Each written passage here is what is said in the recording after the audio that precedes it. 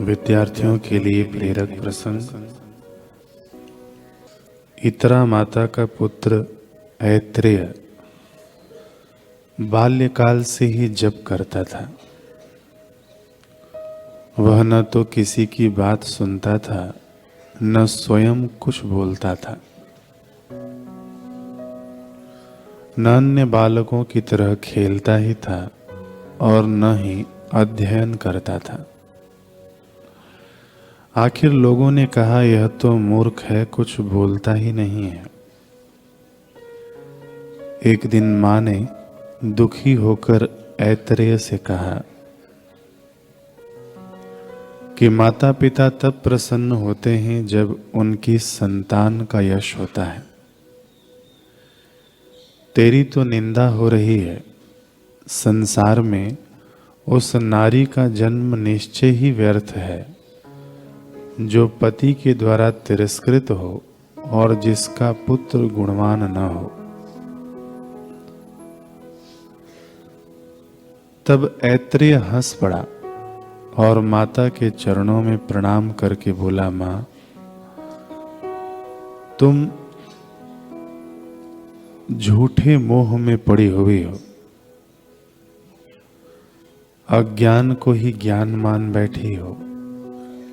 निंदा और स्तुति संसार के लोग अपनी अपनी दृष्टि से करते हैं। निंदा करते हैं तो किसकी करते हैं? जिसमें कुछ खड़ी हड्डियां हैं, कुछ आड़ी हड्डियां हैं और थोड़ा मांस है, जो नाड़ियों से बंधा है, उस निंदनीय शरीर की निंदा करते हैं। इस निंदनीय शरीर की निंदा हो चाहे स्तुति, क्या अंतर पड़ता है? मैं निंदनीय कर्म तो कर नहीं रहा, केवल जानबूझकर मैंने मूर्ख का स्वांग किया है। यह संसार स्वार्थ से भरा है, निस्वार्थ तो केवल भगवान और भगवत प्राप्त महापुरुष है। इसलिए मां, मैं तो भगवान के नाम का जप कर रहा हूं और मेरे हृदय में भगवत शांति है, भगवत सुख है। मेरी निंदा सुनकर तो दुखी मत हो। मां, ऐसा कभी नहीं सोचना चाहिए जिससे मन में दुख हो, बुद्धि में द्वेष हो और चित्त में संसार का आकर्षण हो। संसार का चिंतन करने से जीव बंधन में पड़ता है और चैतन्य स्वरूप परमात्मा का चिंतन करने से जीव मुक्त हो जाता है। वास्तव में मैं यह शरीर नहीं हूं और मां, तुम भी यह शरीर नहीं हो।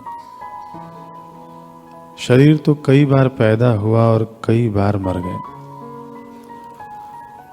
शरीर को मैं मानने से, शरीर के साथ संबंधित वस्तुओं को मेरा मानने से ही यह जीव बंधन में फंसता है। आत्मा को मैं मानने से और परमात्मा को मेरा मानने से जीव मुक्त हो जाता है। मां, ऐसा चिंतन मनन करके तू भी मुक्त आत्मा हो जा। अपनी मान्यता बदल दे। संकीर्ण मान्यता के कारण ही जीव बंधन का शिकार होता है। अगर वह ऐसी मान्यता को छोड़ दे तो जीवात्मा परमात्मा का सनातन स्वरूप ही है। मां, जीवन की शाम हो जाए उसके पहले जीवन दाता का ज्ञान पा लें। आंखों की देखने की शक्ति क्षीण हो जाए उससे पहले जिससे देखा जाता है उसे देखने का अभ्यास कर ले। कान बहरे हो जाएं उसके पहले जिससे सुना जाता है उसमें शांत होती जा। यही जीवन का सार है मां। इतरा ने देखा कि बेटा लगता तो मूर्ख जैसा है, किंतु बड़े बड़े तपस्वियों से भी ऊंचे अनुभव की बात करता है। माँ को बड़ा संतोष हुआ। ऐत्रेय ने कहा, माँ, पूर्व जन्म में मुझे गुरु मंत्र मिला था, मैं निरंतर उसका जप करता था। उस जप के प्रभाव से ही मुझे पूर्व जन्म की स्मृति हुई। भगवान के प्रति मेरे मन में भक्ति का उदय हुआ।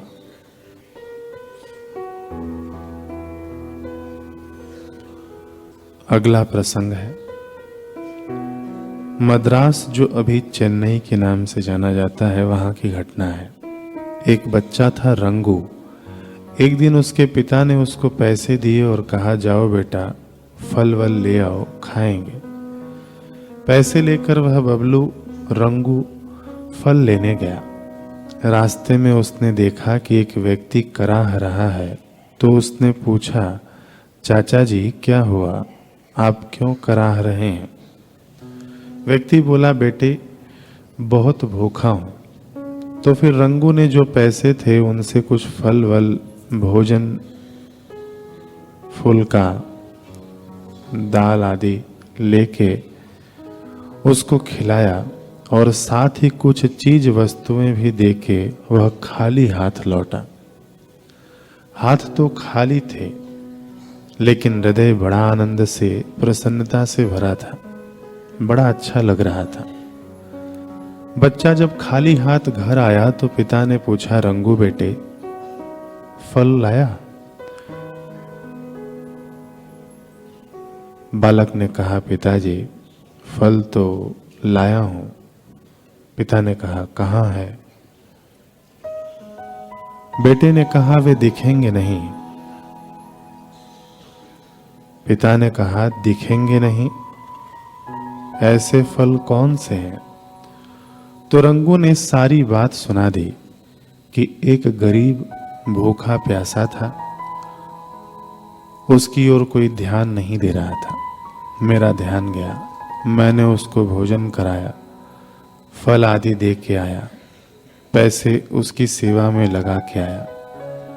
इससे मेरे अंतर का परमेश्वर संतुष्ट हुआ। पिताजी, यह अमर फल लाया हूं। पिता ने रंगू को अपने हृदय से लगा लिया। पुत्र तुम्हारा जगत में सदा रहेगा नाम, लोगों के तुमसे सदा पूर्ण होंगे काम। पिता ने इसी प्रकार का आशीर्वाद देते हुए कहा कि मेरे लाल, सचमुच तू अमर फल लेकर आया है। तेरे दिव्य गुण एक दिन तुझे जरूर महान बनाएंगे। वही रंगू बच्चा आगे चल के संत रंगदास जी बन गए। दक्षिण भारत में उन महान संतों को बहुत लोग जानते हैं।